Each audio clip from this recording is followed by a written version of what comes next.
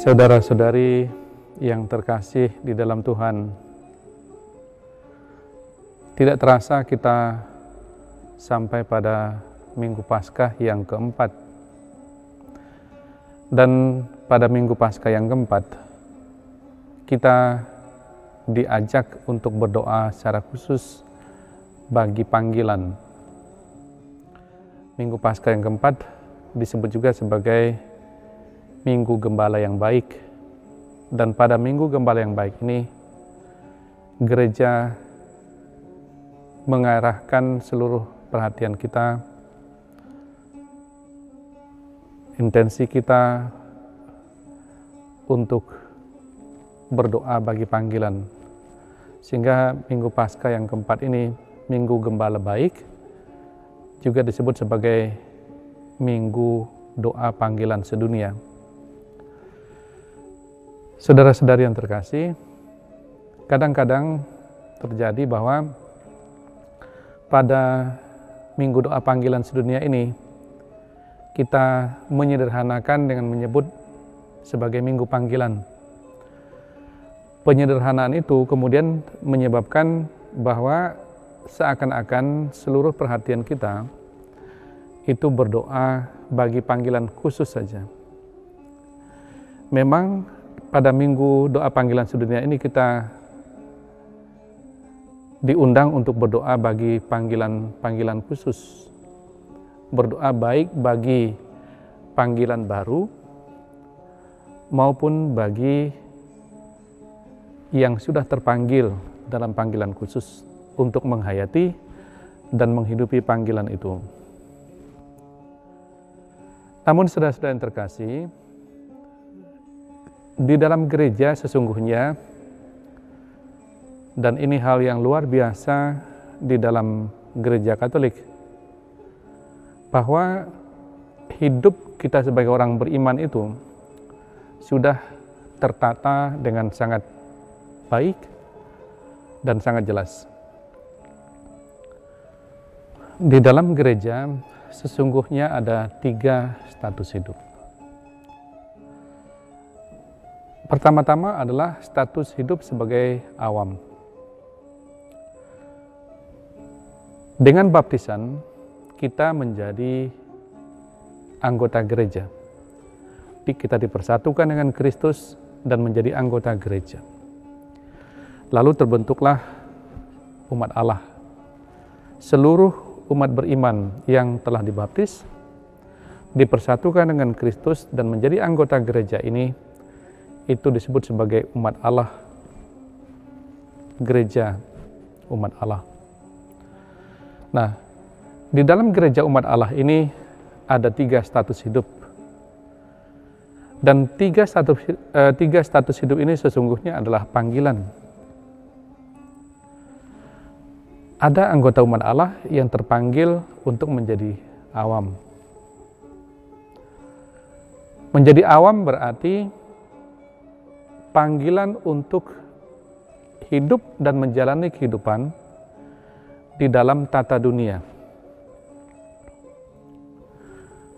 Apa yang dimaksudkan dengan tata dunia? Tata dunia artinya urusan dunia.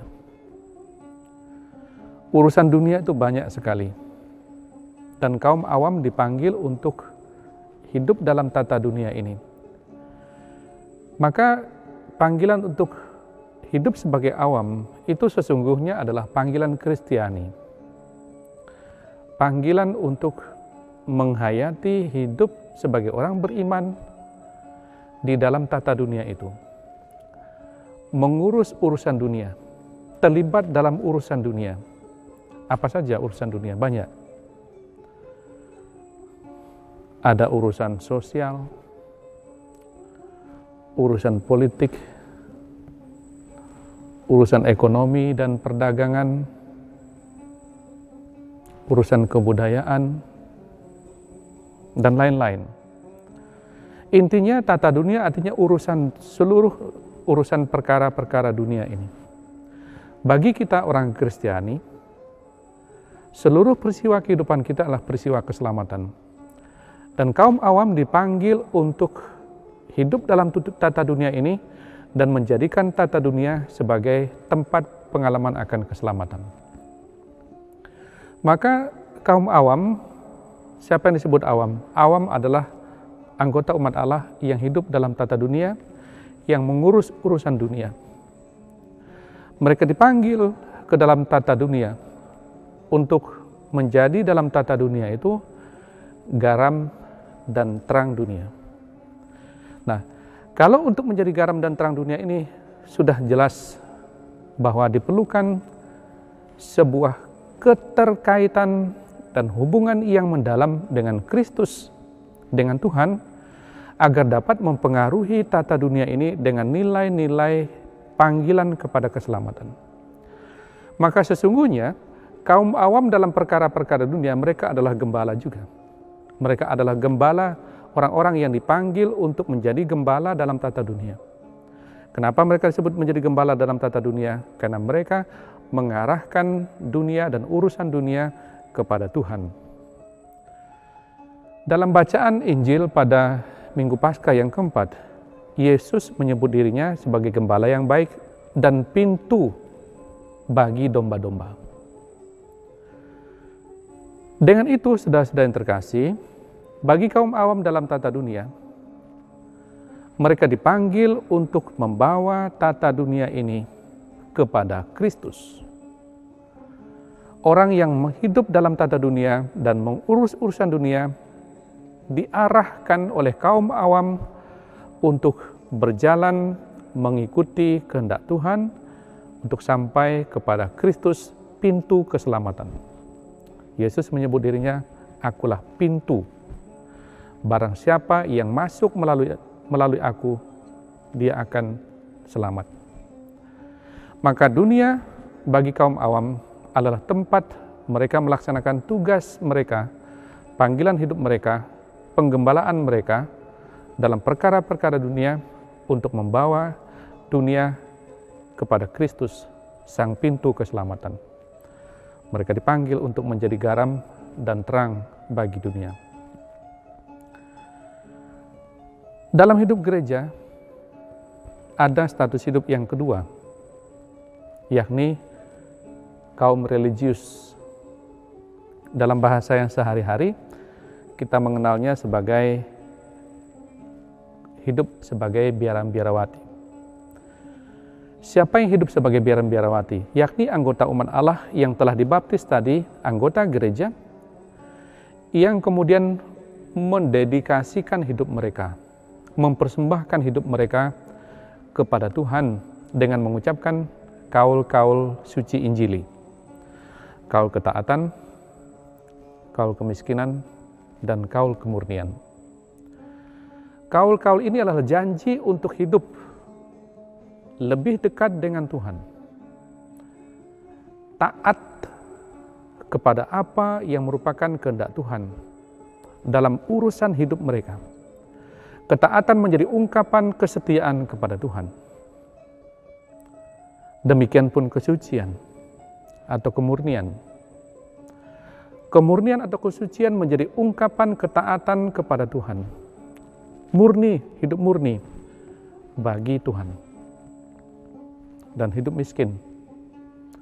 Tidak ada yang dapat mengikat dan menghalangi mereka untuk mendedikasikan hidup mereka bagi Tuhan. Nah, kaum religius atau biaram-biarawati ini dengan menghayati kaul-kaul Injil ini, dalam ajaran gereja dikatakan bahwa mereka lewat kesaksian hidup mereka, pelayanan hidup mereka, penghayatan hidup mereka akan kaul-kaul Injili itu, mereka mengarahkan umat Allah, mengarahkan gereja, mengarahkan orang beriman untuk mencari dan hidup di dalam Tuhan. Maka kaum religius dikatakan bahwa mereka sudah membawa umat Allah ini untuk mengecap surga. Maka dalam hidup mereka sebagai kaum religius biaram-biarawati, nilai-nilai yang luhur yang menandakan hadirnya kerajaan Allah itu menjadi hal yang dihidupi sebagai kesaksian di tengah-tengah dunia, agar umat Allah ini, gereja, melihat dan mulai mengecap pengharapan iman mereka, pengharapan iman kita, yakni kehidupan surgawi, kehidupan mulia anak-anak Allah. Dan saudara-saudari yang terkasih, status hidup yang ketiga dalam gereja ialah status hidup sebagai klerus. Kaum klerus adalah anggota umat Allah yang dipersiapkan dan menyiapkan diri untuk menerima tabisan-tabisan suci. Ada 3 tabisan di dalam gereja. Dulu lebih dari 3, karena ada tabisan minor dulu. Sekarang tidak ada tabisan minor. Sekarang hanya ada 3 tabisan, yakni tabisan episkopat atau tabisan uskup, tabisan imamat, dan tabisan diakonat. Kaum religius adalah anggota umat Allah yang dipersiapkan, dibina, dididik, dan yang memberikan dirinya untuk dibina dan dididik, mempersiapkan dirinya untuk mengambil bagian atau menerima tugas-tugas pelayanan gereja secara resmi sebagai jabatan dan tanggung jawab. Maka yang memimpin dalam gereja adalah kaum klerus, para uskup, pengganti para rasul, para imam membantu para uskup dalam pelayanan, dalam penggembalaan, dan para diakon membantu gereja dalam tugas pelayanan cinta kasih. Kepada kaum klerus inilah gereja mempercayakan tugas-tugas penggembalaan. Maka pada hari Minggu panggilan, kita berdoa untuk panggilan secara umum dan berdoa secara khusus bagi panggilan-panggilan khusus ini. Tentu kita berdoa bagi kaum awam, berdoa bagi para religius, berdoa bagi para klerus. Tetapi terutama kita diajak untuk berdoa agar ada panggilan-panggilan untuk hidup yang diabdikan khusus bagi Tuhan dan bagi gereja, yakni hidup sebagai kaum klerus dan kaum religius. Selain berdoa untuk panggilan, kita juga diajak berdoa untuk semua kita yang sedang menjalani hidup panggilan kita ini. Kita berdoa bagi kaum awam, kita berdoa bagi kaum religius, kita berdoa bagi para klerus. Yesus mengatakan bahwa dialah gembala yang baik. Dan kita berdoa bagi semua panggilan hidup kita, agar kita mengambil bagian dalam tugas yang Tuhan berikan kepada kita, mengarahkan dunia dan manusia dan seluruh kehidupan kepada Kristus, gembala sekaligus adalah penyelamat. Dia menggembalakan kita. Dia menuntun kita melalui gerejanya, dan dia juga adalah pintu menuju kepada keselamatan. Maka saudara-saudara yang terkasih, pada Minggu doa panggilan sedunia ini, ingatlah tentang hal-hal ini. Arahkan diri dan pusatkan hati untuk berdoa bagi semua bentuk panggilan, dan secara khusus berdoa bagi panggilan-panggilan khusus. Dan kita berdoa bagi panggilan kita semua. Kita berdoa bagi kaum awam dalam panggilan dan status hidup mereka sebagai kaum awam. Kita berdoa bagi mereka sebagai orang tua, sebagai keluarga, sebagai suami, sebagai istri di dalam keluarga-keluarga mereka. Kita berdoa bagi mereka dalam urusan-urusan yang mereka jalankan dalam urusan dunia. Kita berdoa bagi para politikus. Kita berdoa bagi para pebisnis, kita berdoa bagi berbagai macam profesi, bagi para dokter, para perawat, para pengacara, dan semua bentuk profesi yang berurusan dengan perkara-perkara dunia. Di sana banyak hal dipercayakan kepada mereka untuk mereka arahkan kepada Kristus, Sang Juru Selamat, Tuhan kita. Kita berdoa juga bagi kaum religius agar mereka mampu menghidupi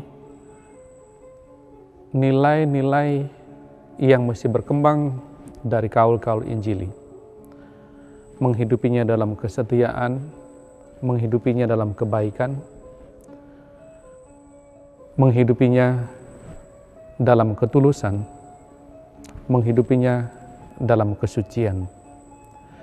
Dengan demikian, kaum religius, para biaran-biarawati, sungguh dapat menjadi saksi yang menghantar umat Allah memandang dan mengecap kemuliaan surgawi. Kita berdoa bagi kaum klerus, anggota umat Allah yang menerima tabisan untuk jabatan-jabatan gereja dan fungsi-fungsi pelayanan, agar mereka dapat melaksanakan tugas dan tanggung jawab mereka sebagai pelayan, sebagai gembala yang baik dalam status hidup sebagai kaum klerus, supaya mereka menuntun dan membimbing umat Allah untuk menikmati kelimpahan sumber-sumber rahmat dan sumber-sumber rohani, sumber-sumber keselamatan, seperti para gembala menuntun domba-dombanya di padang gurun ke padang rumput dan ke sumber-sumber air yang menyegarkan. Kita berdoa agar mereka berjalan di depan umat Allah. Mereka mengawasi umat Allah supaya jangan ada yang tersesat, jangan ada yang kemudian hilang, jangan ada yang dimangsa oleh hal-hal yang dapat membinasakan jiwa umat Allah. Dan itu tanggung jawab dari para gembala dalam memimpin umat Allah. Kita berdoa agar kaum klerus ini dalam usaha mereka untuk menggembalakan umat Allah, mencari domba-domba yang hilang dan membawa mereka pulang. Mereka mampu memberikan pengharapan-pengharapan kepada yang kecil hati dan yang terluka. Mampu mengarahkan yang sesat untuk dapat kembali dan berjalan di jalan yang benar. Dan kita berdoa agar kaum klerus dapat mendedikasikan hidup mereka untuk tugas pelayanan mereka sebagai gembala umat Allah. Kita juga perlu berdoa bagi umat Allah bersama dengan para gembala ini, agar umat Allah mampu mengerti bahwa mereka dibimbing, dituntun, dan dipelihara oleh para gembala, supaya umat Allah mau menikmati rahmat yang disediakan melalui pelayanan dan penggembalaan gereja melalui kaum klerus ini. Saudara-saudari yang terkasih, kita bersyukur atas minggu doa panggilan sedunia ini. Mari kita ingat dalam kesempatan ini panggilan hidup kita. Dan kita berdoa bagi panggilan-panggilan hidup ini, agar apapun bentuk panggilan hidup yang dipilih, sungguh dipilih dan dihidupi dalam kesetiaan kepada Tuhan. Tuhan kita Yesus Kristus adalah gembala dan Dia pintu kepada keselamatan. Kita berjalan dibimbing oleh Tuhan kita Yesus Kristus melalui panggilan dan status hidup kita yang kita hayati. Karena melalui itu Tuhan mempercayakan kepada kita tugas penggembalaannya, dan melalui panggilan dan status hidup itu kita membawa semua orang yang dipercayakan kepada kita dalam status hidup dan dalam tugas penggembalaan kita kepada Kristus, sang pintu kepada keselamatan. Akulah gembala yang baik, akulah pintu, kata Yesus dalam Injil pada Minggu Doa Panggilan Sedunia ini. Mari saudara-saudara yang terkasih, kita menjalani kehidupan kita. Bersyukurlah atas panggilan dan status hidup masing-masing. Status hidup sebagai kaum awam, sebagai kaum religius, dan sebagai klerus. Melalui status dan panggilan hidup ini, semua kita dipanggil kepada kesucian dan dipanggil kepada tugas perutusan untuk mengarahkan seluruh dunia kepada Kristus. Dialah Tuhan dan Juru Selamat kita. Dialah pintu kepada keselamatan itu. Tuhan memberkati.